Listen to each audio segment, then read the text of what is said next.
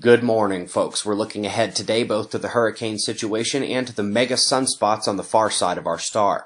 We've got some news updates and a polar vortex special at the end of the show, but we'll begin over at spaceweathernews.com. Checking out the last 24 hours on our star reveals a calm giant, no solar flares with the big sunspots on the far side, and no large ejections visible from here. The solar wind at Earth is stabilized, but remains elevated in intensity due to the coronal hole on the north. Geomagnetic instability waxing and waning this morning. Let's tilt next 90 degrees to get a look focusing on the incoming plasma filament standing tall. I'd say there are two that are in Earth-directed eruption latitudes as they turn. We are also watching the northern coronal hole depart, and while the southern system will become visible on the left down at the end of the sequence, let's go ahead and use stereo A and get a peek in on that far side sunspot. Bottom left. Probably tough to see, but it does appear to have had a solar flare yesterday.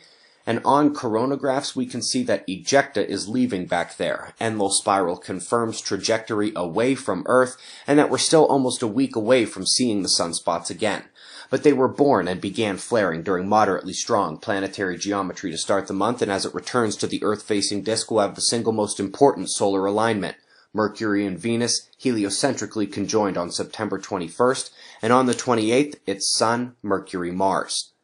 Let's jump now to articles, because I thought Western Antarctica was the only part of the world not following the climate change trends.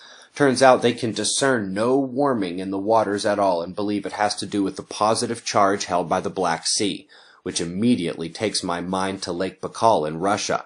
Up next, people doing nothing in earthquake forecasting continue to make headlines. A group all about Italian quakes is making a big deal of their model, even though it was not able to forecast the deadly quakes there last October.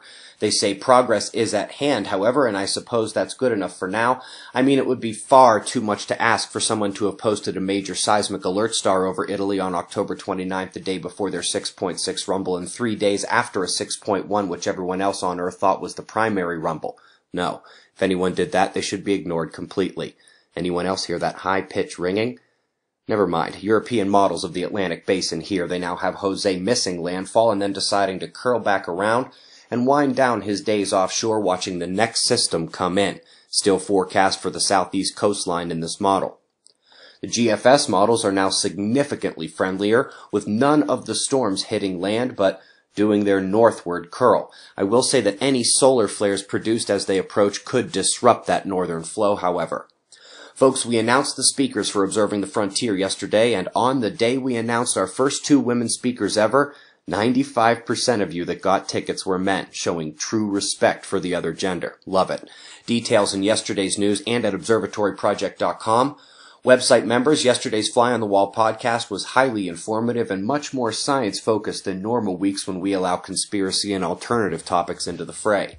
We greatly appreciate your support. We've got your wind maps, that special polar vortex run, and shots of our star to close. We'll do this all again tomorrow, right here, but right now it's 5 a.m. in the new Valley of the Sun. Eyes open, no fear. Be safe, everyone.